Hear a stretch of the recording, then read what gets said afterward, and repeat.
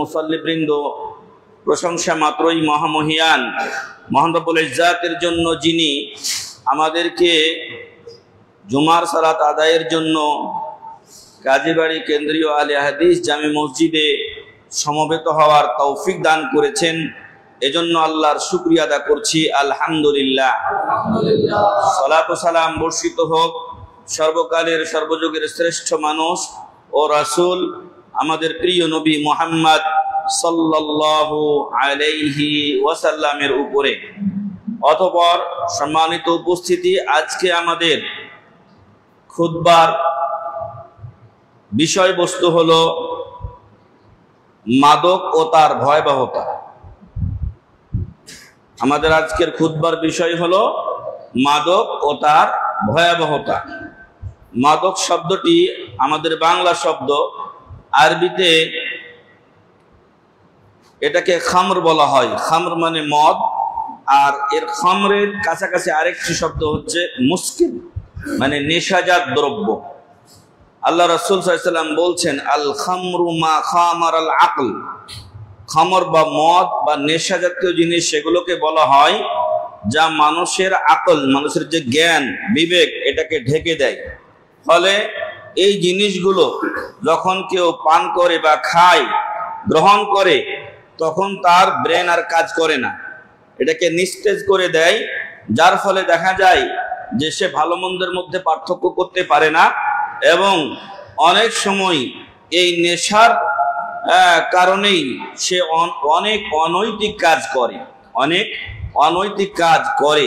তো এই মাদক বা নেশার রয়েছে অনেক ভয়াবহতা ও ক্ষতি, বলার অপেক্ষা রাখে না যে ইসলাম একটি সার্বজনীন ধর্ম, মানে সব সময়ের জন্য, সব পরিবেশের জন্য এবং সকল প্রকার মানুষের জন্য সুষ্ঠু ও সুন্দর সমাধান দিয়েছে ইসলাম। এজন্য মহান রব্বুল আলামিন ঘোষণা করেছেন, ইন্নাদ-দীনা ইনদাল্লাহিল ইসলাম। আল্লাহর কাছে একমাত্র মনোনীত দিন হচ্ছে ইসলাম। ওয়া মান ইয়াবতাগি গায়রাল ইসলামি দীনান ফালাই ইউকবালা মিনহু ওয়া হুয়া ফিল আখিরাতি মিনাল খাসিরিন। এবং এই ইসলাম ভিন্ন অন্য কোন পথ ও মতের মাধ্যমে যদি কেউ আল্লাহর কাছে নাজাত পেতে চায়, আল্লাহ বলছেন ফালাই ইউকবালা মিনহু, ইহা তার পক্ষ থেকে কখনোই কবুল করা হবে না। ওয়া হুয়া ফিল আখিরাতি মিনাল খাসিরিন, এবং পরকালে সে ক্ষতিগ্রস্তদের কাতারে শামিল হবে। নাউযুবিল্লাহি মিন যালিক। তো ইসলাম আমাদেরকে সব জায়গাতে সুন্দর বিধান দিয়েছে। যেমন মানুষের এই দুনিয়াতে চলার জন্য তার নিজের বেঁচে থাকা, ইবাদত করার জন্য তার বেঁচে থাকা জরুরি। আর বেঁচে থাকা যেহেতু জরুরি, এর জন্য নফস বা আত্মার, মানুষের জীবনের, মানুষের রক্তের হেফাজত ইসলাম করেছে। আর সেটা হলো যে কেউ যদি কাউকে অন্যায়ভাবে হত্যা করে, তাহলে তাকেও হত্যার বিধান রেখেছে। যেমনটি আল্লাহ বলছেন, ইয়া আইয়ুহাল্লাযীনা আমানু কুতিবা আলাইকুমুল কিসাসু ফিল কাতলা। হে ঈমানদারগণ, তোমাদের উপরে ফরজ করা হয়েছে হত্যার ব্যাপারে হত্যার বিধান। কিসাস শুধু হত্যাতেই নয়, কেউ যদি কাউকে একটা থাপ্পড় মারে অন্যায়ভাবে, বিচারক এই যেই লোক থাপ্পড় খেয়েছে তাকে এই অনুমতি দিবেন যে তুমিও তাকে সেইভাবেই একটা থাপ্পড় মেরে নাও। যদি উনি ক্ষমা করেন, এটা তার ব্যক্তিগত ব্যাপার, কিন্তু যদি ক্ষমা না করেন তাহলে সেম ভাবে তাকে একটা থাপ্পড়, সে যত বড় আর পদমর্যাদার লোক হোক না কেন, সে অধিকার রাখে। তো এটা হলো কিসাস। শুধু হত্যার বদলে হত্যা নয়, যদি কেউ কারো হাত কেটে ফেলে, তাহলে হাতের বিনিময়ে হাত তার কেটে ফেলতে হবে, যদি এটা অন্যায় সাব্যস্ত হয়। এবং বেশিরভাগ ক্ষেত্রে আপনারা এখন আমাদের সমাজে দেখছেন এগুলোই ঘটছে। কোনো আইন কানুনের শাসন নেই, মানুষ আজকে চরম নিরাপত্তাহীনতায় ভুগছে। কারণ এই যে কিসাসের বিধান এবং মূল যেটা অন্তত গণতন্ত্রের যে আইনগুলো আছে সেগুলোরই আমাদের বাস্তবায়ন নেই। আর ইসলামের তো বহুত দূরের কথা। ইসলামের আইনগুলো মোটামুটি ভাবে সৌদি আরবে চালু আছে, যদিও বৈশ্বিক কারণে অনেকগুলো তারা বাস্তবিক পালন করতে পারে না, মানে বাহ্যিকভাবে করতে পারে না, এটা গোপনে তাদেরকে করতে হয়। তাতে আমরা দীর্ঘদিন সৌদি আরবে থেকে আসার দরুন দেখেছি যে এখানে ওই পকেটমার, সন্ত্রাসী, চাঁদাবাজ এগুলো নেই। এগুলো ওদের দেশে নাই বললেই চলে। ইদানিং আমাদের দেশের দুষ্ট লোকেরা শুরু করছে রিয়াদের বিভিন্ন জায়গাতে ইত্যাদি, এবং আলহামদুলিল্লাহ সুসংবাদ হলো যে এরা ধরা পড়ছে। কারণ সৌদি আরবের যে গোয়েন্দা বাহিনী বা যারা এই যে ডিবি বলছেন আমাদের দেশের, এগুলো ওরা খুব কড়া। যদি ওরা ব্লক করতে চায় কোনো জায়গায় তার পালানোর উপায় থাকবে না। সর্বোচ্চ একদিন বা 2 দিন, কয়দিন আর পালাবে, 2 দিন 3 দিন পালাবে, একদিন না একদিন সে এই সপ্তাহের মধ্যেই দেখবেন ধরা পড়ছে। ওরা ওদের দেশে এরকম অপরাধ রাখতে চায় না। আর আমাদের দেশে এরকম অপরাধ পোষা হয়, যার ফলে কিসাসের বিধান ওদের দেশে থাকার কারণে, কোরআনের বিধান থাকার কারণে, যদিও শিথিলতা চলে আসছে যুগের পর যুগ, আস্তে আস্তে মানুষের ইমানের দুর্বলতার কারণে বিধিবিধানগুলোতে কিছুটা শিথিলতা আসছে। ইতিপূর্বে আপনারা এক সময় শুনেছিলেন যে একজন মিশরীকে 8 জন বাংলাদেশি মিলে হত্যা করেছিল, বিনিময়ে ওই 8 জন বাংলাদেশিকে হত্যা করা হয়েছিল। আমাদের দেশে অনেক চিল্লাচিল্লি হয়েছিল যে এটা অমানবিকতা, 8টা লোককে এইভাবে হত্যা করলো। আরেকটা আপনাদের কাছে প্রশ্ন, যে এই 8টা লোক মিলে যখন একটা লোককে অসহায়ভাবে হত্যা করছিল তখন কোন মানবিকতা ছিল? যদি এই হত্যার বদলে হত্যা না করা হয় আরো হত্যা বাড়বে। এজন্য মহান রব্বুল আলামিন শেষে বলে দিয়েছেন যে ওয়ালাকুম ফিল কিসাসি হায়াতুন ইয়া উলিল আলবাব, হে জ্ঞানীরা, এই কিসাসের মধ্যে তোমাদের জন্য জীবন আছে। আমরা বাহ্যিক দৃষ্টিতে দেখি যে আপনাকে আমি মারলাম, বিনিময়ে আমাকেও মেরে ফেলা হলো, 2 জনে আমরা মরে গেলাম। আর আল্লাহ বললেন কি এখানেই দীর্ঘায়ু রয়েছে, এখানে মানুষের বাঁচার ব্যবস্থা রয়েছে। কিভাবে? যখন আপনাকে আমি মারতে যাব তখন আমার চিন্তা হবে যে আমাকেও মেরে ফেলা হবে, আপনার নয়, আমার জীবনের মায়া যদি আমার কাছে থাকে তাহলে আপনাকে আমার মারা চলবে না। এই চিন্তা যখন হবে তখন কেউ কাউকে মারবে না, এবং স্বাভাবিক এটা হয়ে থাকে। আমরা আমাদের দেশে মাসে যা শুনি, সৌদি আরবে বছরে সেগুলো শোনা যায় না। আমরা জেলখানাতেও প্রোগ্রাম করেছি, বিভিন্ন ভাষাভাষী আমরা দায়রা শায়েখরা ছিলাম। জেলখানার ভিতরে গিয়েও আমরা বিভিন্ন কয়েদিদের সাথে কথাবার্তা বলি। তো সেখানে গিয়ে সহজে আমি ব্যক্তিগতভাবে বা অনেকেই তাদের অপরাধ সম্পর্কে খুব কমই জিজ্ঞাসা করতাম। কারণ প্রত্যেক ব্যক্তি, কোরআনে বলা হয়েছে কুল্লু হিজবিন বিমা লাদাইহিম ফারিহুন, প্রত্যেক ব্যক্তি নিজের কাছে যেটা আছে ওটা নিয়ে সে আত্মতুষ্টিতে ভোগে। সবাই নিজেকে নির্দোষ বলে। নির্দোষ যদি তুমি নির্দোষী থাকতা তাহলে তো তোমাকে ধরতো না। হয়তো কোনো কেউ আছে, সেটা পুলিশ যে ভুল করে না তা নয়। তো বলছিলাম যে কিসাসের বদলে কিসাস থাকতে হবে। এই কিসাসের মাধ্যমে মানুষের জীবনের হেফাজত করেছে ইসলাম। এরপরে জান ও মালের হেফাজত করেছে। জান ও মালের হেফাজত করেছে। মাল আপনার সম্পদ, যেটা আল্লাহ রাসূল সাল্লাল্লাহু আলাইহি ওয়াসাল্লাম বলেছেন কুল্লুল মুসলিমি আলাল মুসলিমি হারামুন দামুহু ওয়া মালুহু ওয়া ইরদুহু, প্রত্যেক মুসলমানের উপরে অপর মুসলমানের জীবনের উপরে হস্তক্ষেপ করা হারাম। তারপরে দামুহু ওয়া মালুহু, তার মালের উপরে হস্তক্ষেপ করা হারাম। অন্যান্য যে অর্থনৈতিক ব্যবস্থাগুলো আছে সে ব্যবস্থাগুলো এক এক সময় মুখ থুবড়ে পড়েছে। এখন আমাদের সমাজে চলছে পুঁজিবাদ, মানে যেভাবে পারেন খালি টাকা ইনকাম করেন।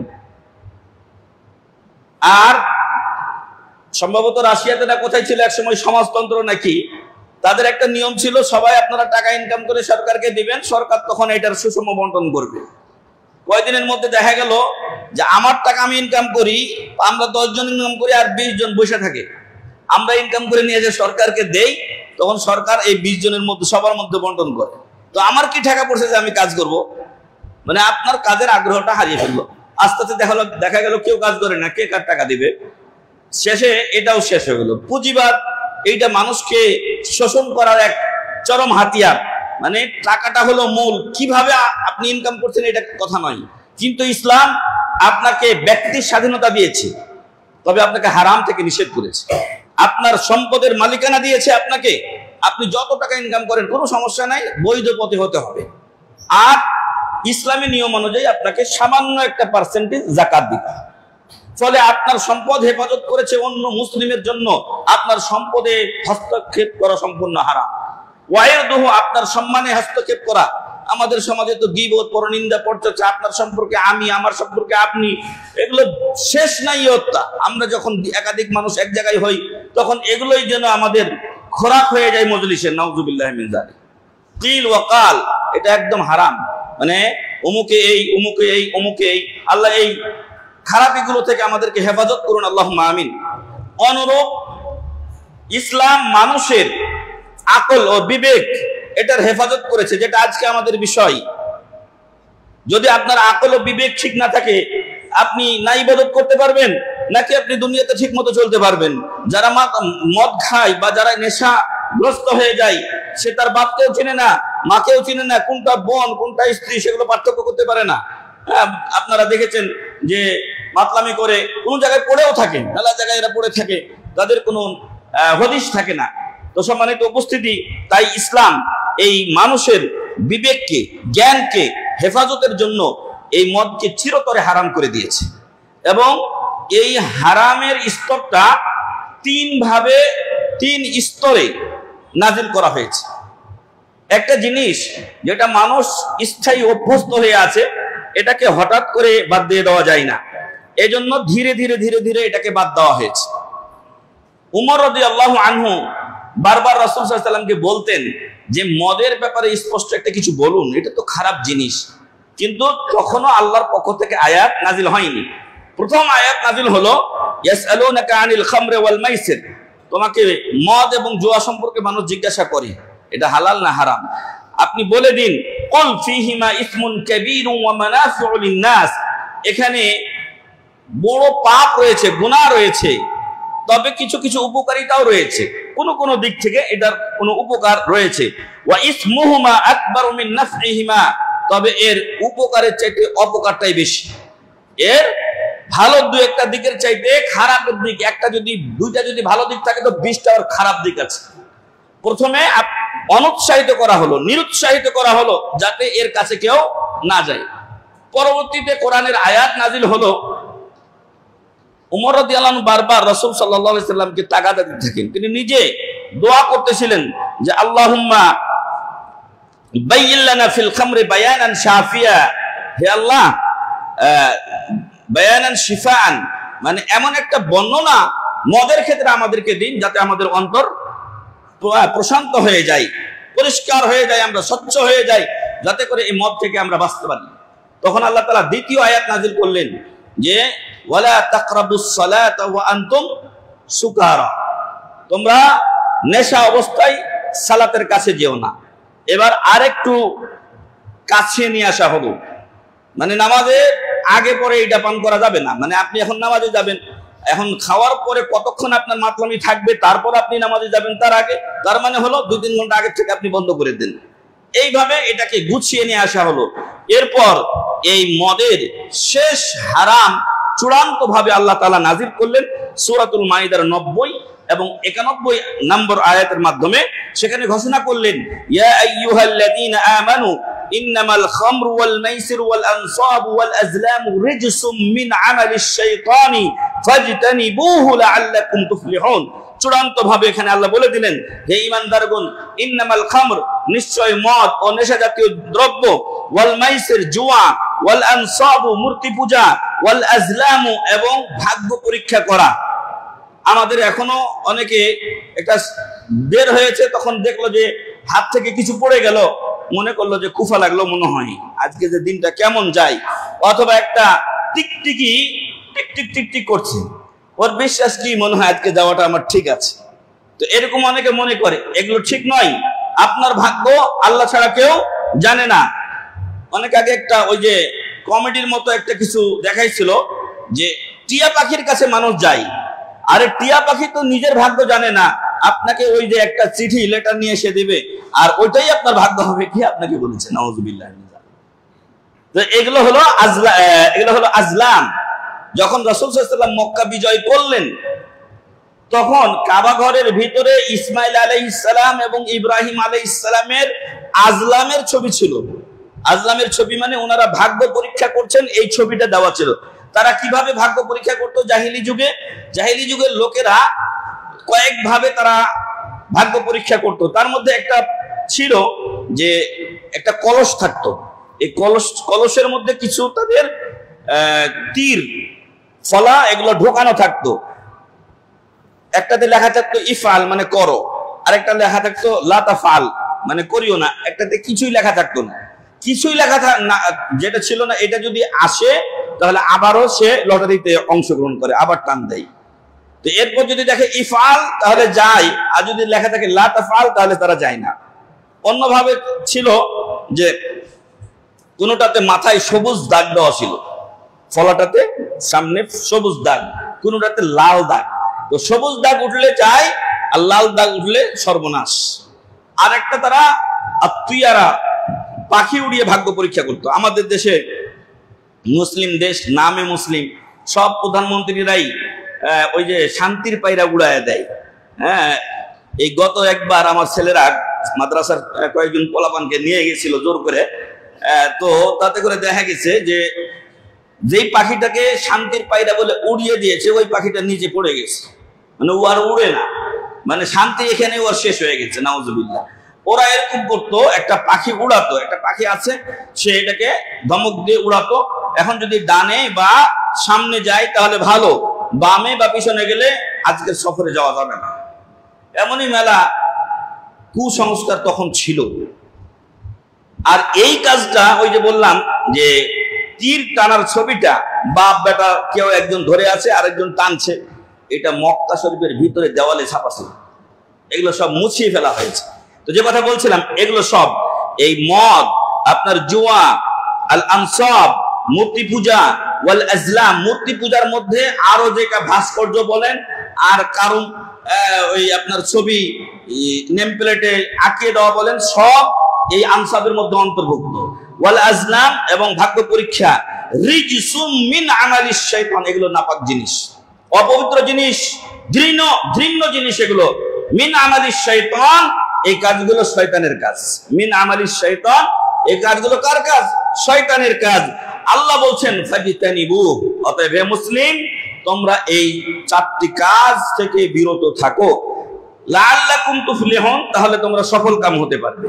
তাহলে সফলতার পূর্ব শর্ত বলা হলো এই কাজগুলো থেকে আমাদেরকে বিরত থাকতে হবে, কারণ সফলতার পথে অন্তরায় হলো এই কাজসমূহ। ইন্নামা ইউরিদু শাইতানু আন ইউকিয়া বাইনাকুমুল আদাওয়াতা ওয়াল বাগদা ফিল খামরি ওয়াল মাইসির, শয়তান চায় যে তোমাদেরকে পতিত করবে মদ এবং জুয়ার ব্যাপারে, হিংসা বিদ্বেষে এবং শত্রুতায়।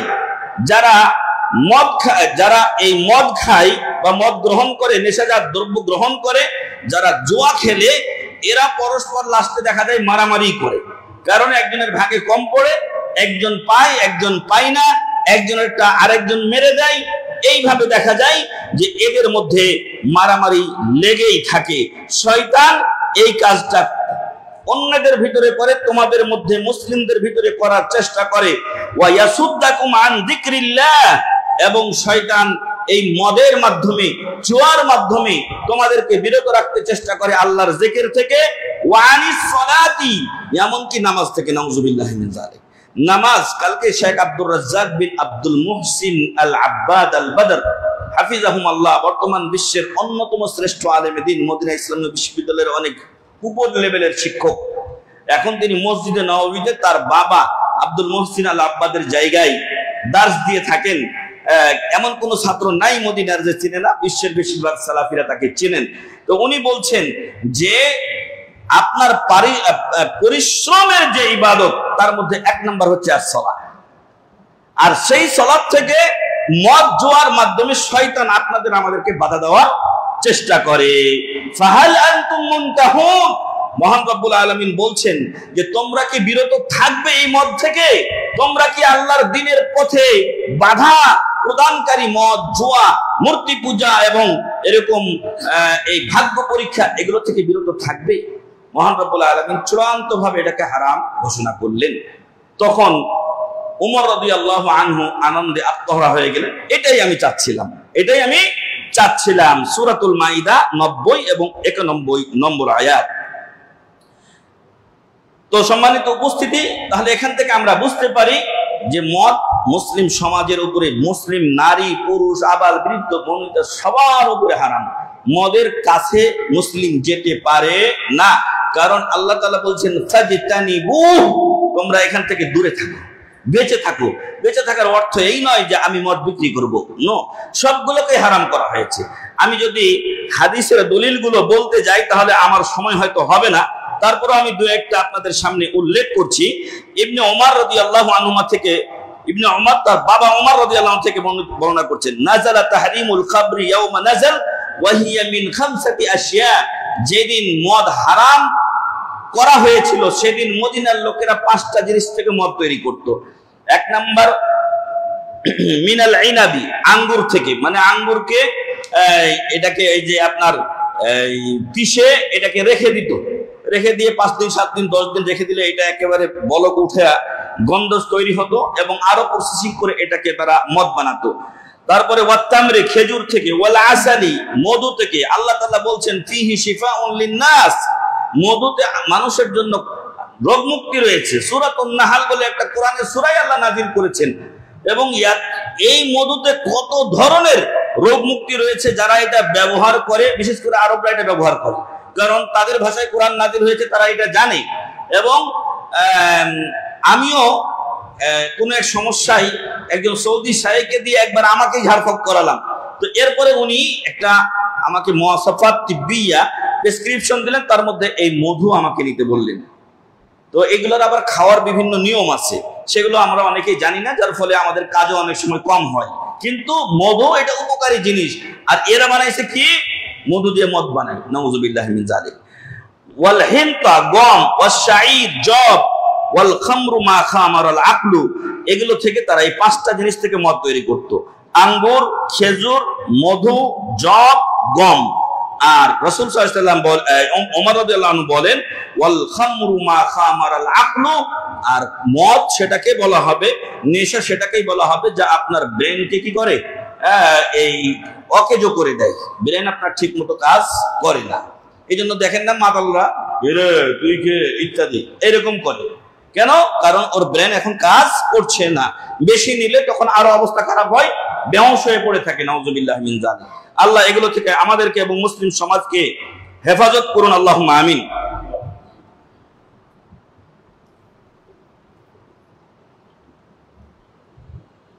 রাসূল সাল্লাল্লাহু আলাইহি ওয়াসাল্লাম নিষেধ করেছেন মদ থেকে, জুয়া থেকে, পাশা খেলা একটা আছে, এই পাশা খেলা থেকে, ওয়াল গুবাইরা, এবং ভুট্টা থেকেও এক ধরনের তারা খাবার তৈরি করতো বা পানীয় তৈরি করতো, যেটা মদের মতো নেশা করত, সেগুলো থেকে তিনি নিষেধ করেছেন। ওয়াকালা, এবং তিনি বলেছেন কুল্লু মুসকিরিন হারাম, এটা হলো ইসলামে আপনার মদের ব্যাপারে বা নেশার ব্যাপারে মূল যে পয়েন্টগুলো তার মধ্যে একটা, কুল্লু মুসকির হারামুন, যেটা নেশা নিয়ে আসে সেটাই হারাম। কাঁচা সুপারি খেয়েছেন কোন সময়? এই কাঁচা সুপারি নেশা নিয়ে আসে। আমাদের দেশে সুপারিকে সম্পদ হিসেবে গণনা করা হয়, মেলা এলাকায় সুপারি গাছ লাগাই দিছে, সুপারি বিক্রি করবে। সুপারি এটা কাঁচা অবস্থায় নেশা করে, এবং আরেকটা ইসলামী মূলনীতি হলো যে মা আসকারা কাসীরুহু ফাকালিলুহু হারাম, যেটা বেশি সেবন করলে নেশা নিয়ে আসে সেটার কম পরিমাণও হারাম। আমাদের দেশে জর্দার তো কোনো হিসাবই নাই, জানি না এখানে কেউ এটা গ্রহণ করেন কিনা, আর করলে হয়তো আমার উপরে সেই রাগ করবেন, কিন্তু রাগ করলেও আমাদের শরীয়তের মাসলা বলতেই হবে। জর্দা এটা নেশাজাত দ্রব্য, এটা খাবিস, ঘৃণিত জিনিস। একটু আগে যেখানে বলা হয়েছে রিজসুম মিন আমালিশ শাইতান, এটা নাপাক জিনিস, এটা ঘৃণিত জিনিস। রাসূলকে পাঠানো হয়েছিল সাল্লাল্লাহু আলাইহি ওয়াসাল্লাম ইউহিল্লু লাহুমুত তাইয়্যিবাত ওয়া ইউহাররিমু আলাইহিমুল খাবাইস, ভালো জিনিসকে আপনাদের আমাদের জন্য আল্লাহ রাসূল হালাল করবেন এবং ঘৃণিত জিনিসকে হারাম করবেন। জর্দা হুজুরে খাই বলে যে আয়েজ হয়ে যাবে এমনটি নয়। জর্দার মধ্যে কোনো উপকার নাই, আছে কোনো উপকার নাই জর্দার মধ্যে। এক নম্বরে এটা অপচয়, আর আল্লাহ তাআলা বলছেন যে কুলু ওয়াশরাবু ওয়ালা তুসরিফু, তোমরা খাও পান করো কিন্তু অপচয় করিও না। কুলু ওয়াশরাবু ওয়ালা তুসরিফু ইন্নাল্লাহা লা ইউহিব্বুল মুসরিফিন, নিশ্চয় অপচয়কারীকে আল্লাহ পছন্দ করেন না।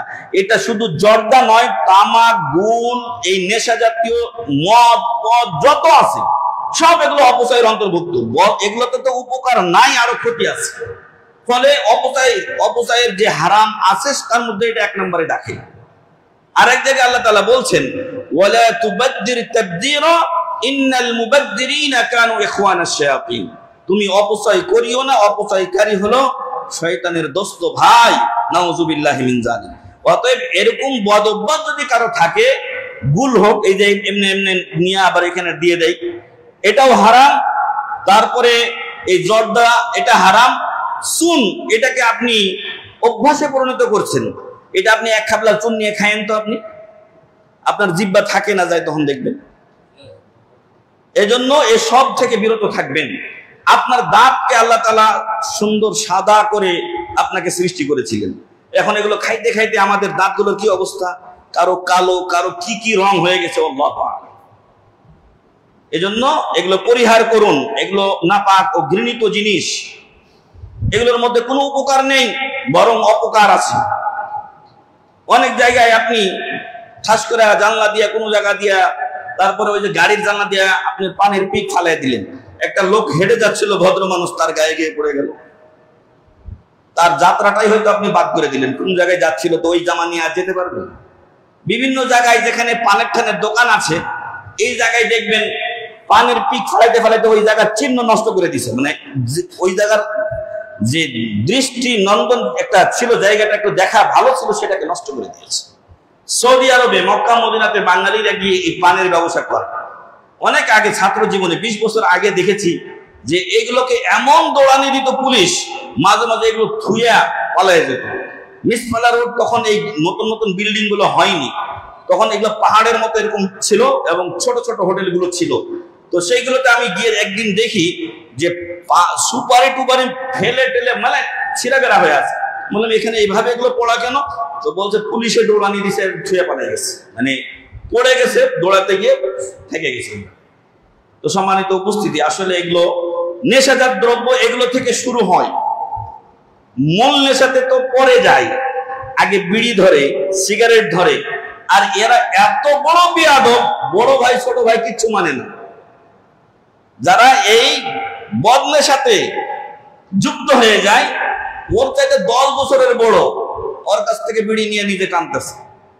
বেশিরভাগ গাড়িগুলোর সুপারভাইজার, হেল্পার কোনো তোয়াক্কা নেই। আমি যে ড্রাইভার, আমার যে মান বেশি, আমি যে সুপারভাইজার, আমি যে শিক্ষিত মানুষ, তারও কোনো বেল নেই। একটা আর একটা নিয়ে খাচ্ছে। লাস্টে কি করে, এই সিগারেটটা নিয়ে নিজের লাথি দেয়। লাস্টে যখন খাওয়া শেষ, তখন আগুনটা নিভানোর জন্য কি করে, নিজের মুখে নিজে লাথি মারে। ওটা মুখে দিছিলাম, এখন এটাতে লাথি দিলাম। নাউযুবিল্লাহি মিন যালিক। তাই এগুলো থেকে আমরা বিরত থাকবো ইনশাআল্লাহ। এগুলোতে কোনো উপকার নেই, এটা অপচয়।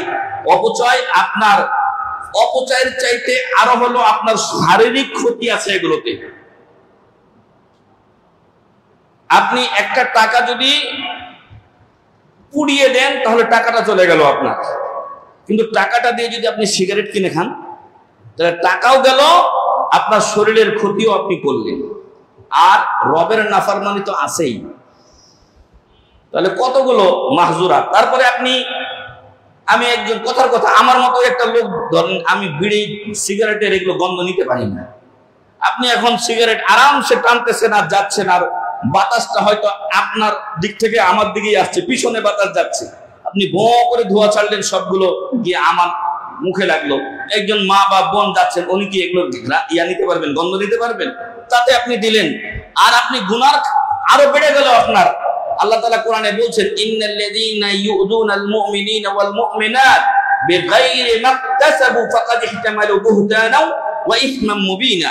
বিনা কারণে যারা মুমিন নর-নারীদেরকে কষ্ট দেয়, তারা অপবাদ বহন করে এবং ইসমান মুবিনা, স্পষ্ট পাপে নিমজ্জিত হয়। নাউযুবিল্লাহি মিন যালিক।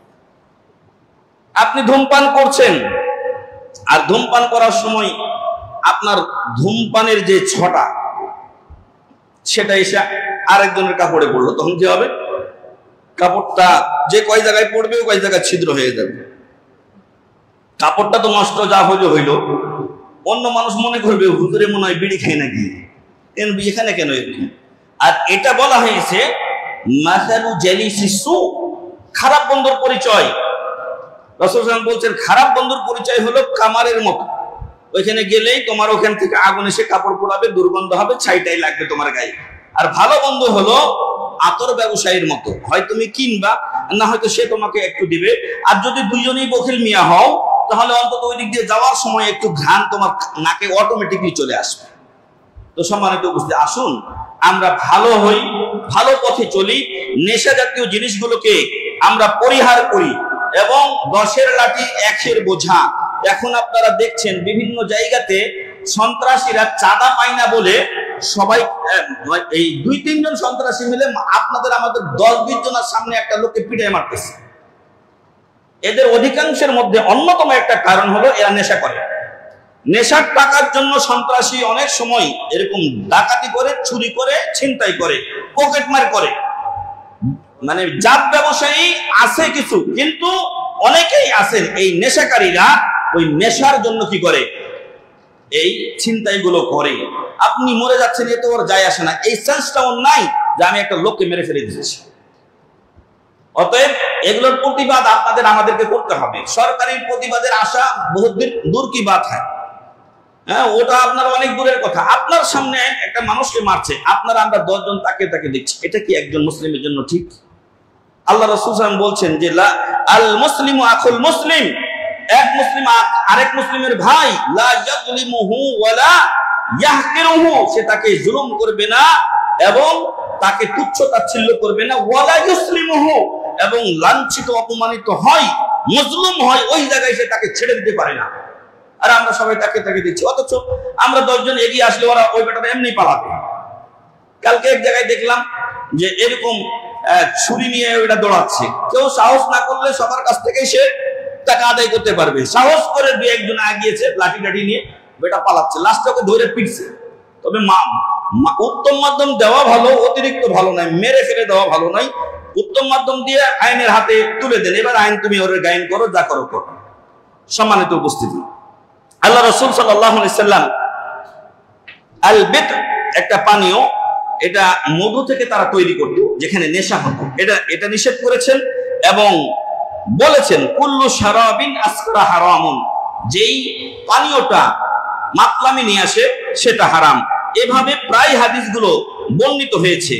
রাসূল আবু সাঈদ খুদরি বলছেন ইন্নাল্লাহা তাআলা হারামাল খামর ফামান আদরাকাতহু হাযিহিল আয়া ওয়া ইনদাহু মিনহা শাইউন ফালা ইয়াশরাব ওয়ালা ইয়াবি', রাওয়াহু মুসলিম।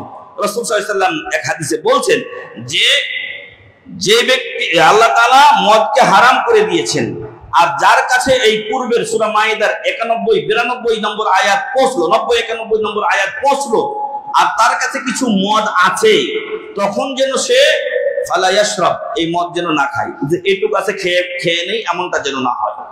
আর ওয়ালা ইয়াবি', এবং এটা বিক্রিও করা যাবে না। মনে রাখবেন, আমাদের সমাজে প্রায় দোকানগুলোতে এই নেশাদার দ্রব্য, বিড়ি, সিগারেট বলেন, ইত্যাদি ইত্যাদি বলেন, এগুলো বিক্রি হয়। যেটা খাওয়া হারাম ওটা বিক্রি করা হারাম, যেটা খাওয়া হারাম ওটা বিক্রি করা হারাম। আপনি আল্লাহর উপরে তাওয়াক্কুল করে ছেড়ে দেন না, আল্লাহ আপনাকে অন্য দিক দিয়ে বরকত দিয়ে দিবেন ইনশাআল্লাহ। একটা আরবিতে কথা বলা হয়, বা এটা কোনো এই সাহাবাদের কথা হবে, যে মান তারাকা শাইয়ান আওয়াদাহুল্লাহ, মান তারাকা শাইয়ান লিল্লাহি আওয়াদাহুল্লাহু খায়রাম মিন, যে ব্যক্তি আল্লাহর সন্তুষ্টির জন্য কোনো কিছু ছেড়ে দেয়, আল্লাহ তাকে তার চেয়ে উত্তম ব্যবস্থা করে দেন ইনশাআল্লাহ। তো এই জন্য আসেন না, আমি 2 টাকা লাভের জন্য আজকে হারাম খাচ্ছি, এই হারাম খেলে আমার ইবাদত কবুল হবে না। একটা লম্বা হাদিস বর্ণিত হয়েছে, রাসূল সাল্লাল্লাহু আলাইহি ওয়াসাল্লাম সেখানে বলেছেন যে অনেক লোক আছে দূরদূরান্ত থেকে আসার কারণে সে তার মাথার চুলগুলো উস্কো খুস্কো হয়ে যায়। কাবা শরীফে আসছে, তার মাথার চুল উস্কো খুস্কো, পা ধুলাই ধূসরিত, আর 2 হাত কাবা ঘরের কাছে এসে আল্লাহর কাছে উপর দিকে তুলে বলছে ইয়া রাব্বি ইয়া রাব্বি, আল্লাহ গো আমাকে ক্ষমা করো, আমাকে ক্ষমা করো। কিন্তু তার অবস্থা কি, ওয়া মাতআমহু হারাম, তার খাবার হারাম।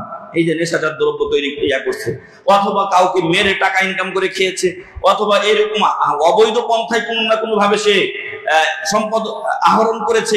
ওয়া মাতআমহু হারাম ওয়া মাশরাবুহু হারাম, তার পানীয় হারাম, ওয়া মালবাসুহু হারাম, তার পোশাক পরিচ্ছদ হারাম, ওয়া গুযিয়া বিল হারাম, তার মাথা থেকে পা পর্যন্ত তৈরি হয়েছে কি দিয়ে? হারাম দিয়ে। রাসূল সাল্লাল্লাহু আলাইহি ওয়াসাল্লাম বলছেন ফান্না ইস্তাজাবু লাহু, অপর আয়াতে এসেছে ফান্না ইস্তাজাবু লিযালিক, এই লোকের দোয়া আল্লাহ কি করে কবুল করবেন? নাউযুবিল্লাহি মিন যালিক। তাহলে আপনার আমার যদি দোয়া কবুল না হয়, ইবাদত কবুল না হয়, তাহলে ওই টাকা পয়সা দিয়ে আমরা কি করব? অতএব সময় আমাদের এখনো আছে, মরে যায়নি, জীবনটা চলছে। তাই আমরা যেন মৃত্যুর আগেই সাবধান সতর্ক হয়ে যাই। কিয়ামতের দিন সম্পদ সম্পর্কে দুইটা প্রশ্ন হবে। কয়টা? দুইটা। ওয়া আন মালিহি মিন আইনা ইকতাসাবাহু ওয়া ফিমা আনফাকা, মাল সম্পর্কে আল্লাহ জিজ্ঞাসা করবেন কোন পথে আয়, কোন পথে ব্যয়।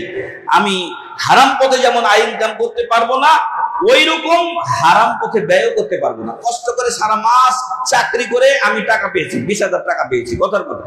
এখন আমার টাকা আমি যেভাবে ইচ্ছা সেভাবে ব্যয় করবো না, ইসলাম আপনাকে এই ছাড় দেয়নি। হ্যাঁ, হালাল জিনিস আপনি ব্যয় করেন, সমস্যা নেই, কিন্তু আপনি আপনার টাকা বলে দিয়ে বিড়ি খাবেন, সিগারেট খাবেন, মদ খাবেন, নেশা খাবেন, নারী নিয়ে, অবৈধ নারী নিয়ে আপনি জেনা ব্যভিচার করবেন, ইসলাম আপনার জন্য এটা অ্যালাউ করে। কিয়ামতের দিন আপনার ব্যয়ের খাতটাও আল্লাহকে দেখাতে হবে। তাই আসুন সাবধান সতর্ক হই, সম্পদ আমাদের পরিচ্ছন্ন থাক। আল্লাহ রাসূল সাল্লাল্লাহু আলাইহি ওয়াসাল্লাম জান্নাতে দেখেছিলেন অধিকাংশ গরিব মানুষ, অধিকাংশ গরিব মানুষ। কেন? গরিবরা তারা এই দুনিয়াতে টাকা পয়সা তেমন পায়নি, তারপরও আল্লাহর দ্বীনের উপরে অবিচল থাকার তারা চেষ্টা করে। আর ধনীরা বেশি টাকা পয়সা পেয়ে আল্লাহর দ্বীন থেকে দূরে সরে যায়। যত টাকা বেশি হয় তার সুখ শান্তি তখন বেড়ে যায়। বাড়িতে কোনো ডিশ ছিল না, কোনো আরো খারাপের মাধ্যম ছিল না, তখন ওগুলো হয়ে যায়। টাকা পয়সা হয়ে গেছে, ছেলে মেয়েরা এখন কে কোথায় যাচ্ছে তার কোনো ঠিক নাই। গরিবের একটা বাচ্চা বাইরে চলে গেছে, ওর মাথা খারাপ, আমার ছেলেটা কই গেল, আমার মেয়েটা কই গেল, এটা তারা বিচলিত হয়ে যায়। একটা স্ট্যাটাস, ওদের যে পারিবারিক মানে সামাজিক অবস্থান, সেখান থেকেও তারা এটা চিন্তা করে। আরো অনেক লোক আছেন যারা ধর্মীয় দিক থেকে চিন্তা করেন যে আমার ছেলেটা কোনো খারাপ জায়গায় চলে গেল না তো, আমার মেয়েটা কোনো খারাপ জায়গায় চলে গেল না তো। এই চিন্তাগুলো থেকেই তারা তাদের সন্তানদেরকেও ঠিকভাবে রাখার চেষ্টা করেন। ফলে নেশা এবং খারাপ অভ্যাস, বদ সাথী তাদের সাথী থেকে তারা বাঁচতে পারে। আর এই জন্যই গরিবদেরকে অধিকাংশ আল্লাহ রাসূল সাল্লাল্লাহু আলাইহি ওয়াসাল্লাম জান্নাতে দেখেছিলেন। আসুন আমরা গরিবদের কাতারেই থাকি না কেন, যাতে জান্নাতে যেতে পারি, হিসাবটা আমাদের সহজ হয়ে যায়। আল্লাহ যেন আমাদেরকে কুতে কাফাফ দান করেন। রাসূল সাল্লাল্লাহু আলাইহি ওয়াসাল্লামের পরিবারের খাবার ছিল কুতান, কুতান মানে পর্যাপ্ত, তার মানে যা দরকার ততটুকু, অতিরিক্ত নয়। এখন আমরা সাধারণ লোক যারা অল্প অল্প চলছি, তাদেরও খাবারটা কম, মানে চলার মতো। আর যারা এর উপরে আছে বেশিরভাগই এরা ধনীর কাতারে পড়ে। হ্যাঁ, তাদের রাসূল সাল্লাল্লাহু আলাইহি ওয়াসাল্লামের জামানার যদি ইতিহাসগুলো পড়েন, অধিকাংশ লোক এখনকার তারা ধনীর কাতারে পড়ে, তারপরও শুকরিয়া নাই, তারপরও বিভিন্ন দিক থেকে না শুকরিয়া, ভালো নাই ভাই, অসুখ, এই সেই না, এগুলো না বলে আল্লাহর শুকরিয়া আদা করুন এবং হালাল পথে বেশি বেশি সম্পদ উপার্জন করে পরকালীন নাজাতের ওয়াসিলা তৈরি করুন। ওসমান রাদিয়াল্লাহু আনহুর নাম ছিল ওসমান গনি। ওসমান গনি রাদিয়াল্লাহু আনহু কি করলেন? আপনার জাইশুল উসরা তৈরি করার জন্য রাসূল সাল্লাল্লাহু আলাইহি ওয়াসাল্লাম দান করতে বললেন। কঠিন অবস্থা মুসলিমদের, টাকা পয়সা ছিল না তখন। উনি প্রথমে 300 উট তৈরি করে দিলেন, মানে তার পিঠে যে বোঝা টোজা লাগে, যা জিন পোস্ট যা লাগে সব রেডি করে দিলেন। এরপর আবারও দান করতে বলা হলো, উনি আরো 50টা ঘোড়া রেডি করে দিলেন, 350 এখানে গেল। এরপর আবার রাসূল বলছেন যে দান করো, এখনো আমাদের মেলা কিছু বাকি আছে যুদ্ধের প্রস্তুতির জন্য।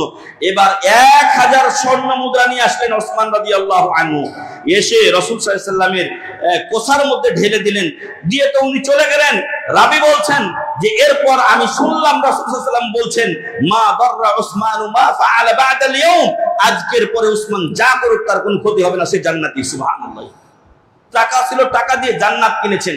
আর আমাদের টাকা আছে, আমরা টাকা দিয়ে দুনিয়া ক্রয় করছি, ফলে পরকাল কিন্তু আমাদের ঠিক শূন্য থেকে যাচ্ছে। এজন্য বলবো, যার যতটুকু টাকা পয়সা আছে আপনি আপনার ফ্যামিলি চালান, কিন্তু নিজেকে বলে ভুলে যায়েন না। কিছু কিছু ফান্ড আল্লাহর দরবারে সাদকায়ে জারিয়া আপনি আপনার পরিবারের অজান্তেই আপনি চালু করে রেখে যান। শাইখ বিন বাজ রাহিমাহুল্লাহ যখন 20 বছর বয়সে একেবারে অন্ধ হয়ে গেলেন, তখন তার খালা বাড়িতে এসেছে। আসার পরে তার মার সাথে কথা বলছে, আর বিন বাজ রাহিমাহুল্লাহ উনি শুয়ে আছেন, একটা কম্বল টম্বল কিছু গায়ে দিয়ে শুয়ে আছেন, মনে করছে সেটা ঘুমিয়ে গেছে। তো উনি আসলে ঘুমিয়েছিলেন না, উনি জাগনা ছিলেন, ওনাদের কথাগুলো উনি শুনতে পাচ্ছিলেন। তো বলছেন যে হাজা আব্দুল আজিজ মিসকিন, জাহাবা বাসারুহু, আব্দুল আজিজ মিসকিন মানুষ, চলে গেল, কি করে খাবে? কে বলছে? খালা বলছে বিন বাজ রাহিমাহুল্লাহর মাকে। আল্লাহু আকবার। অথচ সেই অন্ধ ব্যক্তি 20 বছর বয়সে যখন তিনি মারা যান, তখন বিশ্বের মুসলিমদের সবচেয়ে বড় বড় 20টা যে ইয়া ছিল আপনার সংগঠন ও সংস্থা, তার তিনি রাইস ছিলেন, সুবহানাল্লাহ, প্রেসিডেন্ট তিনি।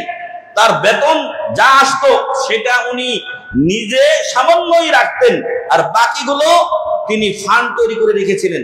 কাজীবাড়ি ইসলামিক ইনস্টিটিউট, এইখানে এত, এইখানে এত, এইখানে এত। ওনার বেতন আসার সাথে সাথে সেক্রেটারি এগুলো বন্টন করে দিতেন। আল্লাহু আকবার। আল্লাহ রাসূল সাল্লাল্লাহু আলাইহি ওয়াসাল্লাম বলছেন, আমার কাছে যদি উহুদ পাহাড় সমপরিমাণ স্বর্ণ জমা থাকে, এটা 2 দিন বা 3 দিন থাকবে না আমার কাছে, তার আগে আমি এটা বন্টন করে দেব, শুধু আমার ঋণগুলো পরিশোধের জন্য কিছু রাখবো। আল্লাহ। সেই জন্য সম্মানিত উপস্থিতি, আসুন আমরা এই যে টাকা পয়সার ফিতনায় পড়ে গিয়ে আমরা দেখা যাচ্ছে যে বেলাইনে চলে যাচ্ছি, হারাম পথে চলে যাচ্ছি, এগুলো থেকে আমরা বিরত থাকি। আমরা যে নেশা, আজকে আমাদের বিষয়টা ছিল যে নেশার ভয়াবহতাও আমরা উল্লেখ করব, সেখানে আমি পয়েন্ট আকারে কয়েকটা বলে আমি শেষ করছি আমার খুতবা। এই নেশাজাত জিনিস, দ্রব্য, এগুলো নাপাক এবং অপবিত্র, এবং এটা হারাম। এটা হারাম, এটা শয়তানের কাজ। আল্লাহ তাআলা বলছেন না, মিন আমালিশ শাইতান, এটা শয়তানের কাজ। আর শয়তান মানুষের হলো প্রকাশ্য শত্রু। আর আমাদেরকে বলা হয়েছে ইন্নাশ শাইতানা লাকুম আদুব্বুম মুবিন। তারপর অপর আয়াতে বলা হয়েছে ফাত্তাখিযুহু আদুওয়া, শয়তান তোমাদের প্রকাশ্য শত্রু, অতএব শয়তানকে শত্রু হিসেবে গ্রহণ করো। এগুলোর মাধ্যমে শয়তান আপনার আমার কাছে আসার চেষ্টা করে, অতএব এগুলো গ্রহণ থেকে বিরত থাকুন, শয়তান থেকে দূরে থাকা যাবে। এ থেকে বিরত থাকা সফলতা। লাস্টে আল্লাহ বলেছেন লাআল্লাকুম তুফলিহুন, তোমরা এগুলো থেকে বিরত থাকো, তাহলে সফলতা অর্জন করবে। আর আপনি যদি এগুলো করেন, তাহলে আপনি ব্যর্থ হবেন, দুনিয়া হোক আখিরাতে হোক, আপনার ব্যর্থতা থাকবেই থাকবে, কারণ আপনি এই আয়াতের ফরমান মানেননি। তারপরে ওই আয়াতেই বলা হয়েছে যে ইন্নামা ইউরিদুশ শাইতানু আন ইউকিয়া বাইনাকুমুল আদাওয়াতা ওয়াল বাগদা, এটা মানুষের মাঝে শত্রুতা তৈরি করে, বিদ্বেষ তৈরি করে। তারপরে ওয়ায়াসুদ্দুকুম আন যিকরিল্লাহি ওয়া আনিস সালাহ, এটা আমাদেরকে সালাত থেকে বিরত রাখে। এই মদ, নেশা, এগুলো আমাদেরকে সালাত এবং আল্লাহর জিকির থেকে বিরত রাখে। এজন্য আল্লাহ বলছেন ফাহাল আনতুম মুনতাহুন, তোমরা কি এই আল্লাহর জিকির থেকে বিরত রাখা বিষয়গুলো, জিনিসগুলো থেকে থামবা, নতুবা তোমরা তো গুমরা হয়ে যাবে, পথভ্রষ্ট হয়ে যাবে। 6 নম্বরে আল্লাহ তাআলা বলছেন, হে ঈমানদারগণ, তোমরা নিজে জাহান্নাম থেকে বাঁচো, তোমার পরিবারকে বাঁচাও। অতএব এই যে এই মদ, নেশা, এটা জাহান্নামে যাওয়ার অন্যতম কারণ। তাই আপনি আমি এটা থেকে বাঁচি, আমাদের পরিবারকে বাঁচানোর চেষ্টা করি। আল্লাহ যেন তৌফিক দান করেন, আল্লাহুম্মা আমিন। ছেলে মেয়েদের, এখন আমাদের সমাজে অনেক ছেলে মেয়েরা নেশাগ্রস্ত হয়ে যাচ্ছে, নাউযুবিল্লাহি মিন যালিক।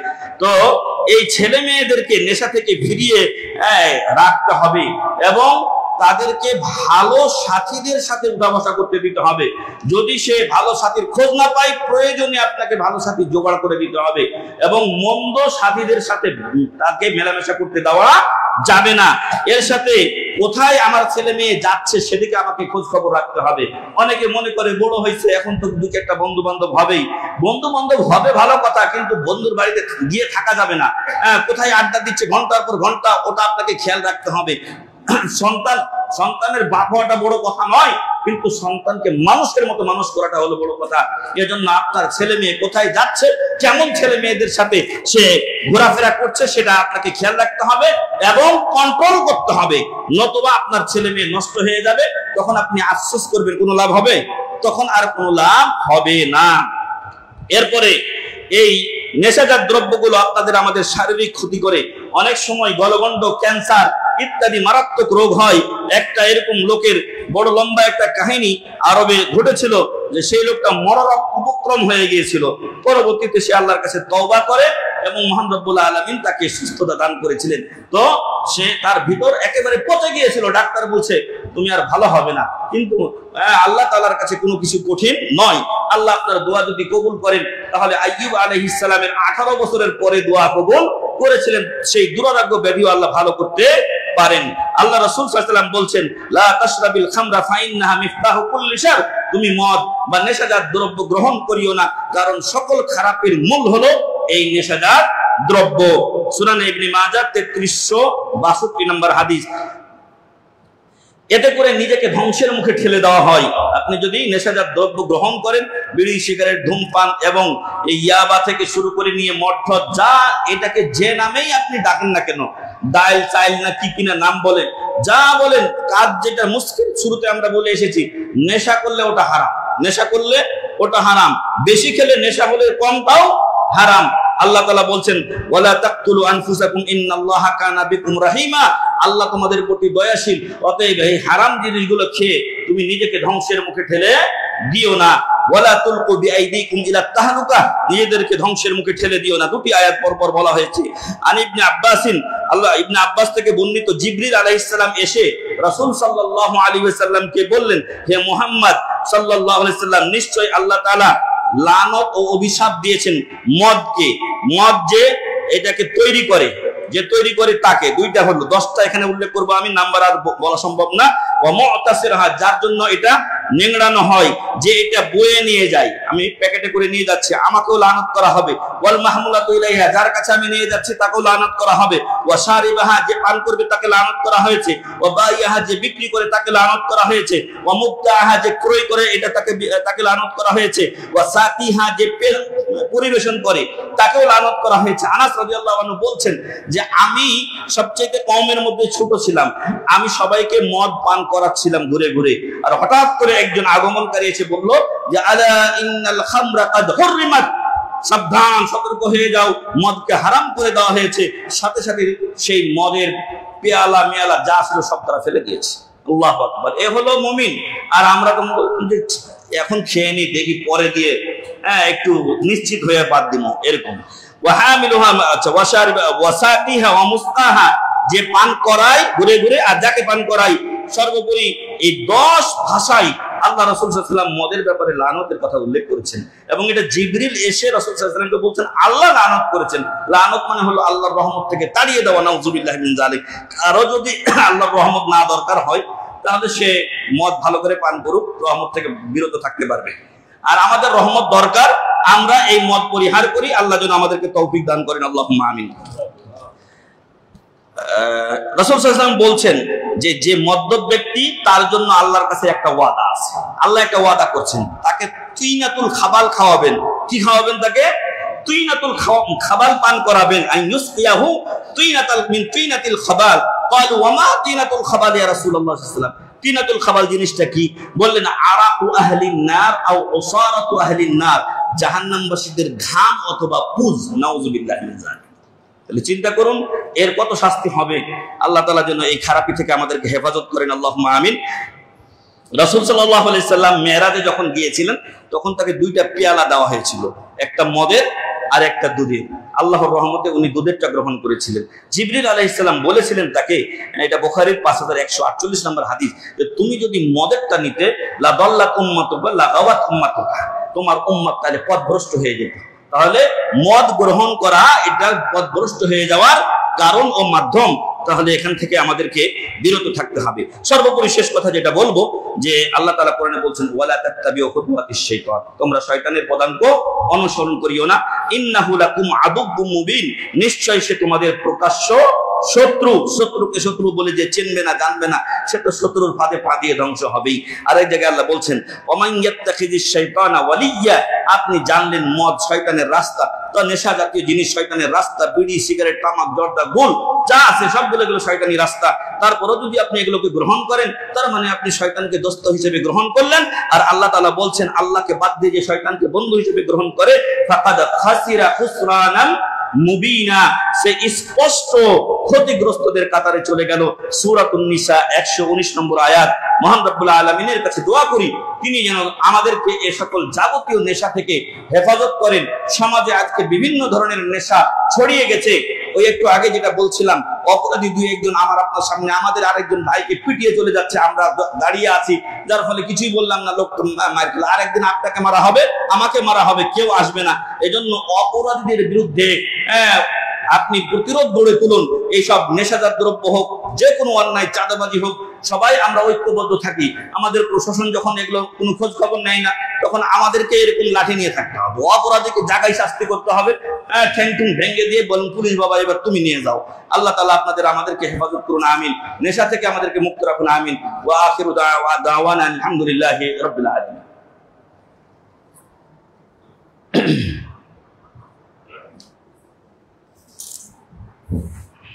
আলহামদুলিল্লাহ ওয়াসসালাতু ওয়াসসালামু আলা রাসূলিল্লাহ, আম্মা বা'দ। সম্মানিত উপস্থিতি, এতক্ষণ আমরা নেশাদার দ্রব্য এবং তার ভয়াবহতা ও ক্ষতি সম্পর্কে কথা বলছিলাম। আমরা প্রত্যেকেই সামাজিক মানুষ, আমরা একটা না একটা সমাজে বসবাস করি। এই কিছু মানুষ আছে, এরা জানে যেগুলো অন্যায়, এই জন্য চুরি করে করে, চিপা চাপিতে ইত্যাদিতে গোপনে গোপনে এই নেশার কারবার গুলো করে।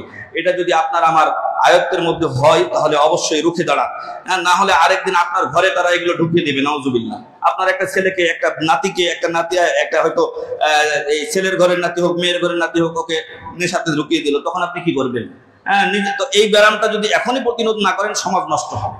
আসুন আমরা এগুলোকে প্রতিরোধ করি এবং আমাদের ছেলে মেয়েদেরকে তাদের টাইম টেবিল কোথায় কখন যায় না যায় সেগুলো আমরা খেয়াল রাখি। প্রাইভেটে যাবে, গিয়ে রেখে আসবো, যদি দরকার হয় গিয়ে রেখে আসবো, আর আবার গিয়ে নিয়ে আসবো। অন্য জায়গায় তার যাওয়ার সুযোগ নেই। পড়াশোনা করবা করো, অথবা ছেলে হলে ছেলে, মেয়ে হলে মেয়ে আমার বাসায় আসবে, টিউশন মাস্টার এসে পড়িয়ে যাবে। তাকে বাইরে অযথা ঘোরাফেরা বা খারাপ বন্ধুর সাথে মেশার কোনো সুযোগ করে দেবেন না। আর আমাদের মধ্যেই যদি কারো এই ব্যারাম থেকে যায়, তাহলে আমরা এগুলো থেকে ফিরে আসি। আল্লাহ তাআলা যেন এই উম্মুল খাবাইস, আল খামরু মিন উম্মিল খাবাইস, মদ হলো সবচাইতে সব এই খারাপের মূল, এই খারাপের মূল থেকে আল্লাহ আমাদেরকে হেফাজত করুন, আমাদের সমাজকে হেফাজত করুন, আল্লাহুম্মা আমিন। আর এইখানে আমাদের সম্মানিত মোতাওয়াল্লি সাহেব নুরউদ্দিন হাফিজাহুল্লাহ, হাজী লেহাজউদ্দিন সাহেব, তারা অসুস্থ। এমনই আমাদের রাজীব ভাই একজন, তিনি মোটরসাইকেল অ্যাক্সিডেন্ট করে আহত অবস্থায় আছেন। আল্লাহ তাআলা তাদেরকে সহ আমাদের সবাইকে যেন সুস্থতা দান করেন, আল্লাহুম্মা আমিন। আমাদের মধ্যে যাদের অসুখ বিসুখ আছে, আল্লাহ যেন অসুখ বিসুখ বালা মুসিবত দূর করে দেন, আল্লাহুম্মা আমিন। আল্লাহ তাআলা যেন আমাদের ইহলৌকিক পারলৌকিক জীবন মঙ্গলময় করেন, আল্লাহুম্মা আমিন। আল্লাহ তাআলা যেন আমাদেরকে উত্তম এবং পর্যাপ্ত পরিমাণ হালাল রুজি দান করেন, আল্লাহুম্মা আমিন। আল্লাহ যেন আমাদেরকে যাবতীয় হারাম থেকে, নেশা, মদ, এসব যাবতীয় খারাপি থেকে হেফাজত করেন, আল্লাহুম্মা আমিন। আল্লাহ আমাদের সমাজকে হেফাজত করেন, আল্লাহুম্মা আমিন। আল্লাহ তাআলা আমাদের এই কাজীবাড়ি মোহাম্মদী জামি মসজিদ এবং এখানকার যে ইসলামী ইনস্টিটিউট আছে, এটাকে কবুল করে নিন, আল্লাহুম্মা আমিন। আপনাদের প্রতি বিশেষ আহ্বান থাকবে যে এগুলো আপনাদেরই সংস্থা, এটা আপনাদেরই প্রতিষ্ঠান, এগুলোর দিকে আপনারা সার্বিকভাবে খেয়াল রাখবেন, সহযোগিতার হাত বাড়িয়ে দিবেন, বাচ্চাদের পড়তে দিবেন। আল্লাহ যেন সে তৌফিক আমাদেরকে দান করেন, আল্লাহুম্মা আমিন। আমাদের অনেক আত্মীয় স্বজন, মুমিন মুমিনাত, মুসলিম মুসলিমাত আমাদেরকে ছেড়ে চলে গেছেন, আল্লাহ যেন তাদেরকেও ক্ষমা করে দেন, আল্লাহুম্মা আমিন। আল্লাহ তাদেরকে জান্নাতুল ফেরদাউস নসিব করুন, আল্লাহুম্মা আমিন। মহান রব্বুল আলামিন বিশ্বের মুসলমান যে যেখানে নির্যাতিত হচ্ছে, তুমি তাদেরকে সাহায্য করো, আল্লাহুম্মা আমিন। আল্লাহ জালেমদেরকে তুমি ধ্বংস করো, আল্লাহুম্মা আমিন।